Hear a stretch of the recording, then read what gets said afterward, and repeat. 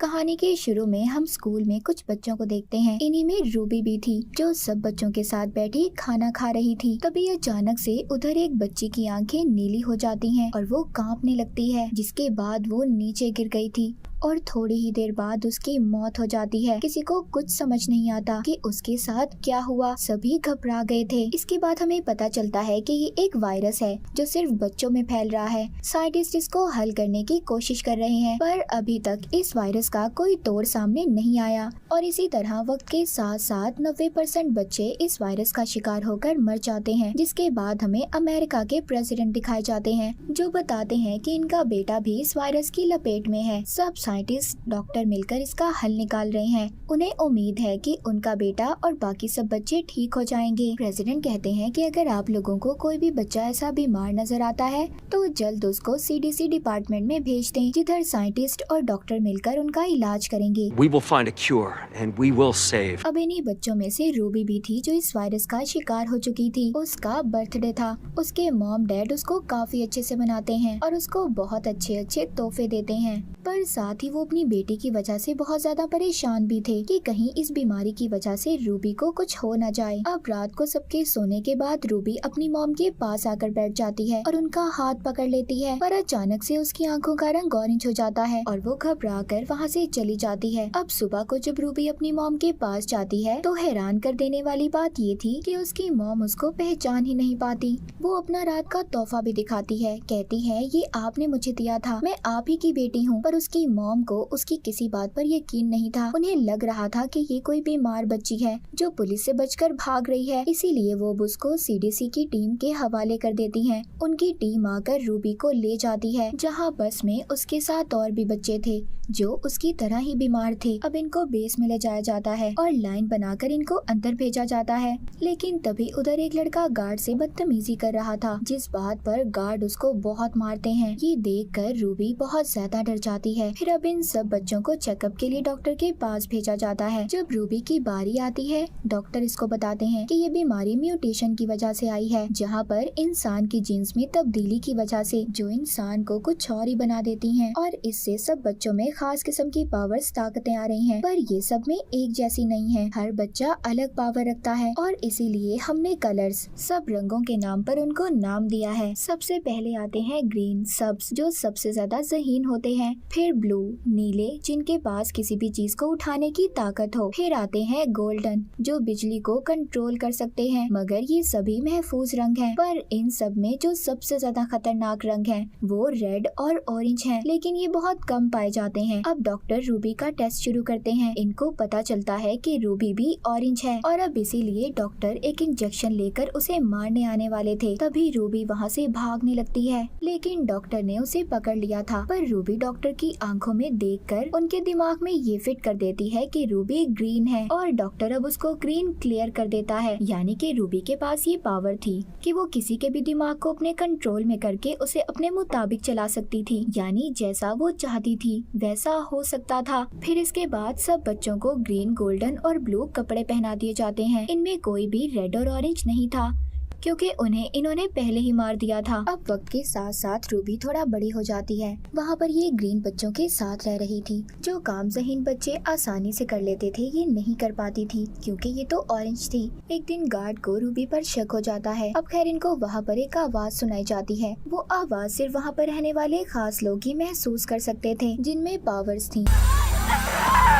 Ruby भी वो आवाज सुनती है, उसे बर्दाश्त नहीं होती और वो बेहोश हो जाती है। इसको मेडिकल रूम में ले जाया जाता है, जहाँ पर एक डॉक्टर थी जो इसका चेकअप कर रही थी। तभी उधर गार्ड आता है जो कहता है कि मिलने का टाइम खत्म हो गया है। अब वो डॉक्टर एक कागज पर कुछ लिखकर उधर से चली जाती है। रूबी जब उसको पढ़ती है तो उसमें लिखा था कि इनको पता चल गया है कि तुम ऑरेंज हो, इसीलिए अगर तुम अपनी जान बचाना चाहती हो तो दूसरे कमरे में आ जाओ, जहाँ मैं तुम्हारा इंतजार कर रही हूँ। अब रूबी ऐसा ही करती है। वो डॉक्टर के पास जाती है, डॉक्टर उसको किसी तरह छुपाकर अपनी गाड़ी तक ले आई थी। तभी जाते हुए एक गार्ड उनको रोक लेता है। रूबी उसके दिमाग को कंट्रोल में करके उससे दरवाजा खुलवा देती है। अब डॉक्टर के साथ ये बाहर आ गई थी। रूबी ने बहुत सालों के बाद बाहर की दुनिया देखी थी। डॉक्टर उसको बताती है कि बाहर की दुनिया में अब बच्चे नहीं हैं, इसी वजह से बहुत कम लोग रह गए हैं, कुछ तो ये शहर छोड़कर ही चले गए हैं। रूबी कहती है मैं अपने मॉम डैड से मिलना चाहती हूँ। डॉक्टर कहती है ये तुम्हारे लिए खतरा हो सकता है। वो इसको एक GPS देती हैं। कहती हैं जब भी तुम कभी किसी मुसीबत में हो तो इसको दबाना, हमें पता चल जाएगा कि तुम कहाँ पर हो। वो ये भी कहती है मैं तुम्हें एक कैंप में ले जा रही हूँ जिधर और भी तुम्हारे जैसे बच्चे हैं जिनको हमने बचाया है। अब डॉक्टर गाड़ी को रोककर अपने साथी से मिलती है। रूबी भी जब उससे हाथ मिलाती है तो वो डर जाती है क्योंकि उस आदमी की यादों में ये देखती है कि बच्चे उससे डरकर भाग रहे हैं। अब खैर रूबी अंदर कपड़े बदलने जाती है तो उधर इसको एक बच्ची मिलती है जो गोल्डन थी। वो इसे देखकर डर जाती है और इस पर अपनी पावर का इस्तेमाल कर बिजली से हमला कर देती है और भाग जाती है। रूबी उस बच्ची का पीछा करती है और गाड़ी में जाकर दरवाजा बंद कर लेती है। रूबी उसे कहती है कि मुझे मदद की जरूरत है। ये सुनकर वो गाड़ी का दरवाजा खोलती है और उसे अंदर बुलाकर छुपा देती है। उधर गाड़ी में दो और लोग भी थे जिनमें से एक का नाम लिएम और दूसरा उसका दोस्त था। वो उनको कहती है मैं ग्रीन हूँ, कुछ लोग मेरा पीछा कर रहे हैं। ये सुनकर वो उसकी मदद के लिए तैयार हो जाते हैं। तभी एक टीम उनका पीछा करती है। उधर डॉक्टर और उसका साथी भी था जो उनका पीछा कर रहे थे। तभी लिएम उधर जो कि ब्लू था वो इनकी गाड़ियों को खराब कर देता है जिस वजह से वो इनका पीछा नहीं कर पाते और ये बचकर निकल जाते हैं। अब ये एक जगह पर रुकते हैं। लिएम का दोस्त रूबी से कहता है अगर तुम ग्रीन हो तो तुम किसी के लिए कोई खतरा नहीं हो, ऐसे क्यों बचकर भाग रही हो। जिस पर रूबी कहती है अगर तुम मेरी मदद करना चाहते हो तो ठीक है वरना मैं चली जाती हूँ। पर लिएम उसको रोक लेता है और कहता है हम एक जगह पर जा रहे हैं जिधर ऑरेंज लड़का रहता है जो हम जैसे सभी बच्चों को उधर कैंप में सबसे बचा कर रखता है जिधर कोई खतरा नहीं होगा। अगर तुम चाहती हो तो तुम हमारे साथ चल सकती हो। रूबी भी उनके साथ चलने के लिए हाँ बोल देती है। अब रास्ते में रूबी लिएम से पूछती है कि तुम बेस से क्यों भागे थे। वो कहता है गवर्नमेंट हम पर गलत तजुर्बे कर रही थी, हमारी एक आर्मी बनाना चाहती थी जिन्हें वो दुश्मन के खिलाफ इस्तेमाल करेंगे, इसीलिए मैं वहाँ से भाग आया। उधर कैंप में उस डॉक्टर को भी पकड़ लिया जाता है जिसने ये कहा था कि रूबी ग्रीन है और फिर एक मास्क पहनकर लड़की आकर उधर डॉक्टर को मार देती है। हम देखते हैं रूबी जब रात को सो रही थी तभी उसका हाथ गलती से लिएम के हाथ पर लग जाता है। अब उसको लिएम की वो यादें दिखाई देती हैं कि कैसे वो बेस से भागा था। उसने अपने साथ साथ और भी बच्चों को बचाने की कोशिश की थी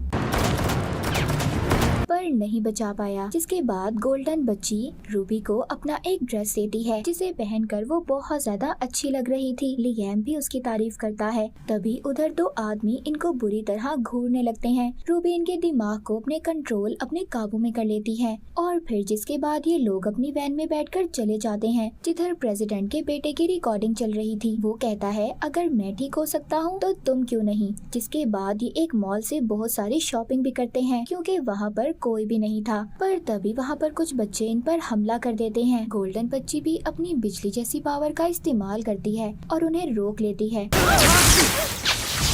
अब वो बच्चे जो इन पर हमला कर रहे थे वो भी इनके जैसे थे, मतलब उनमें भी खास किस्म की पावर्स थी। वो कहते हैं तुम्हारे ऊपर तो ट्रैकर्स लगे होंगे जिसकी वजह से हम भी पकड़े जा सकते हैं क्योंकि तुम बेस से भागे हो। खैर अब ये सब रात को बैठकर बहुत सारी बातें करते हैं। लिएम यहाँ पर ऑरेंज लड़के के बारे में भी इनसे पूछता है। कहता है मैंने सुना है कि हम जैसे सब बच्चों को अपने पास रखकर सबसे बचाता है, हमें भी उधर जाना है, अगर तुम्हें उसका पता मालूम है तो हमें बताओ। वो बच्चे कहते हैं ये खुफिया है, कोई भी उसका पता आसानी से नहीं जान पाता। तभी उधर रूबी में से एक बच्चे के दिमाग को कंट्रोल में करती है और वो उसका पता बता देता है जो कोड की शक्ल में था। लिएम का दोस्त जो बहुत ज़हीन था और ग्रीन था उसे समझने में लग जाता है जिसमें उसका साथ रूबी भी दे रही थी। अब ये दोनों उसको समझ लेते हैं जिससे ये बहुत ज्यादा खुश थे। रूबी उस जगह पर थी जिधर इसके मॉम डैड रहते थे। ये उनसे मिलने के लिए बेताब थी। अब ये फैसला करती है कि वो अपने मॉम डैड से मिलने जाएगी। अब ये रूबी को उसके मॉम डैड के पास छोड़ देते हैं पर जब ये उनके पास जाती है तो उनसे नहीं मिलती क्योंकि इसे ऐसा लग रहा था कि वो इसे नहीं पहचानेंगे और इस बात पर इसे बहुत दुख होगा। इसीलिए ये अपने मॉम डैड से नहीं मिलती और बहुत रोती है। रास्ते में अब इसको लिएम मिलता है। ये लिएम के साथ अब वापस वैन में जाकर बैठने वाली थी। तभी उधर एक लड़की आती है। ये वही थी जिसने बेस में डॉक्टर को भी मारा था। ये इनको यहाँ पर पकड़ने आई थी। तभी रूबी इसे अपने कंट्रोल में कर लेती है। कहती है तुम सीधा उस जंगल में चलती जाओ और तुमने रुकना नहीं है, चाहे तुम्हें भूख प्यास जो भी लगे। ये सब देखकर इसके दोस्त हैरान हो जाते हैं कि ये सब कैसे कर पा रही थी। इनको पता चल गया था कि रूबी ऑरेंज है। जिसके बाद ये अपने तीनों दोस्तों को वैन में बैठने का कहती है। रूबी यहाँ पर सबसे पूछती है कि तुम्हें डर नहीं लग रहा मुझसे, मैं ऑरेंज हूँ। लियाम कहता है नहीं, इसमें डरने की क्या बात है। वो कहती है मैं अपनी ताकतों को कंट्रोल नहीं कर पाती और मैं जिसको भी छू लेती हूँ उसे अपने कंट्रोल में कर सकती हूँ, और अगर मैं ये किसी पर अचानक करूँ तो उसकी मौत भी हो सकती है। अब इसके बाद ये लोग आगे बढ़ते हैं। तभी कुछ बच्चे इन पर हमला कर देते हैं जिन्होंने फौजी जैसे कपड़े पहने हुए थे। पर तभी उनमें से एक बच्चा लियाम को पहचान लेता है। लियाम कहता है बस हम यहाँ पर रहना चाहते हैं, हमें किसी चीज से कोई खतरा ना हो। ये लोग मान जाते हैं, इनको अपने साथ ले आए थे। फिर इनको ऑरेंज लड़के के पास ले जाया जाता है जो कोई और नहीं बल्कि प्रेसिडेंट का बेटा था। वो रूबी और उसके दोस्तों को देखकर बहुत खुश होता है। अब ये यहाँ पर सबको सच्चाई बताता है। प्रेसिडेंट यानी मेरे डैड ने सबसे झूठ बोला कि मैं ठीक हो गया। सब मुझ पर नए नए तजुर्बे कर रहे थे। जब कोई भी ठीक नहीं हुआ तो इन्होंने एक कैंप बनाकर वहाँ पर बच्चों को उधर रखने लगे। वो रूबी से कहता है तुम फिक्र नहीं करो, मैं तुम्हें तुम्हारी पावर्स का इस्तेमाल बताऊंगा, सिखाऊंगा मैं तुम्हें। अब आहिस्ता आहिस्ता रूबी भी सब सीख रही थी। एक दिन ये बहुत उदास थी। ऑरेंज लड़का प्रेसिडेंट का बेटा रूबी के पास आता है। कहता है एक ऑरेंज ही दूसरे ऑरेंज के दर्द को समझ सकता है। फिर ये उसका हाथ पकड़ता है, पर तभी ऐसा करते हुए लियाम भी उसे देख लेता है जिस पर इसे बहुत गुस्सा आता है। अब ऑरेंज लड़का रूबी की 6 साल पुरानी जिंदगी में देखता है। यहाँ पर हमें पता चलता है कि उस रात रूबी के साथ क्या हुआ था। उसके मॉम डैड उसे कैसे भूल गए। रूबी जब अपनी बर्थडे वाले दिन अपने मॉम डैड के पास गई थी तो इसने अपनी मॉम के हाथ को छूकर उनकी सारी यादों को मिटा दिया, और यही वजह थी कि उसके मॉम डैड उसे भूल गए थे। Here, come with me. Orange लड़का हैरान हो जाता है। कहता है ऐसा करना तो मुझे भी नहीं आता। वो कहता है ये सब तो मेरे पास भी नहीं है, क्या तुम मुझे सिखा दोगी। वो कहती है मैं नहीं जानती ये मैं कैसे कर लेती हूँ, और इसी गलती की वजह से मैंने अपने मॉम डैड को खो दिया। अब जब रूबी लियाम से मिलती है तो वो इससे काफी नाराज था। कहता है मैं जानता हूँ तुम दोनों के दरमियान क्या चल रहा है। रूबी कहती है ऐसा कुछ नहीं है और हम दोनों भी कभी नहीं मिल सकते क्योंकि मुझे डर है मैं तुम्हारे साथ भी वही ना कर दूं जो मैंने अपने मॉम डैड के साथ किया। ये कहकर वो वहाँ से चली जाती है। अब ये लियाम के दोस्त के पास आती है जो झील के किनारे बैठा था। वो रूबी से कहता है इधर भी मुझे वही सब लगता है जैसा बेस में था, हम इधर भी महफूज नहीं है। दूसरी तरफ ऑरेंज लड़का अपने लैपटॉप पर किसी को कुछ बता रहा था कि इधर कितने ब्लू हैं और कितने ऑरेंज हैं। तभी उधर रूबी आ जाती है जिसे देखकर ये अपना लैपटॉप बंद कर देता है। ये भी इससे लैपटॉप ही लेने आई थी ताकि इसका दोस्त अपने घर वालों से राब्ता कर सके। पर यहाँ पर ये इसे एक डील करता है। कहता है कि अगर तुम मुझे ये पावर सिखाओ कि लोगों के दिमाग में जाकर उनकी याद को कैसे मिटाते हैं तो मैं तुम्हें लैपटॉप दे दूंगा। ये भी हाँ बोल देती है। अब जब ये सब सिखा रही थी, जब ये अपनी आंखें खोलती है तो ऑरेंज लड़का उससे बदतमीजी कर रहा था। ये एक मुक्का मारकर यहाँ से भाग जाती है। बाहर जाकर बहुत रोती है। लियाम इससे पूछता है कि क्या हुआ। ये उसको सब बता देती है जिस पर लियाम को बहुत गुस्सा आता है। वो ऑरेंज लड़के को मारने आ रहा था। रूबी कहती है ये लड़ने का वक्त नहीं है, हम यहाँ पर महफूज नहीं है, हमें जल्दी यहाँ से जाना होगा। अब जब ये सब रात को यहाँ से भाग ही रहे थे तो उधर कैंप का जनरल आ जाता है।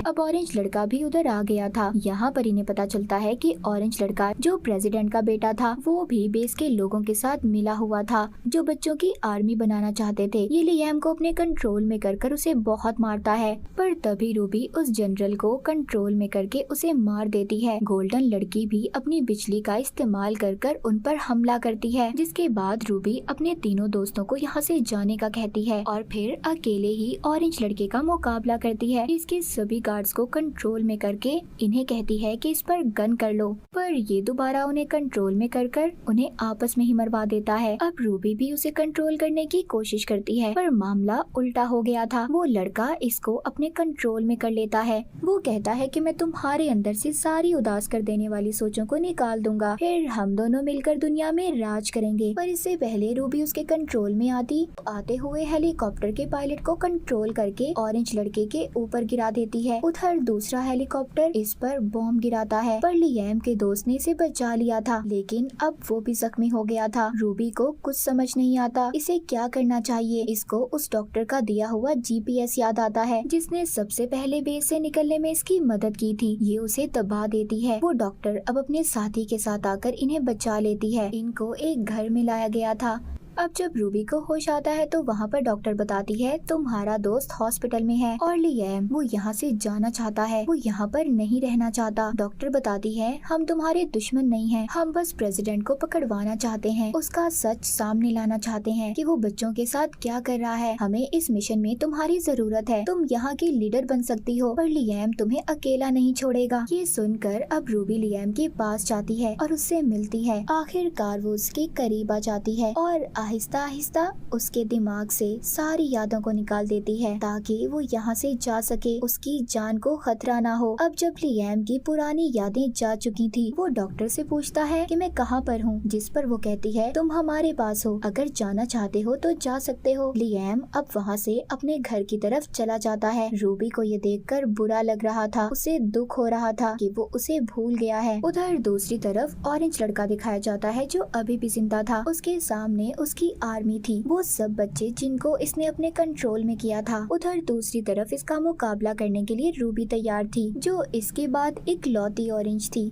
यानी कि ये सिर्फ दो ही थे जो लोगों के दिमाग को कंट्रोल कर सकते थे और अब ये दोनों एक दूसरे का मुकाबला करने के लिए तैयार थे। और इसी के साथ ये मूवी यहीं पर खत्म हो जाती है।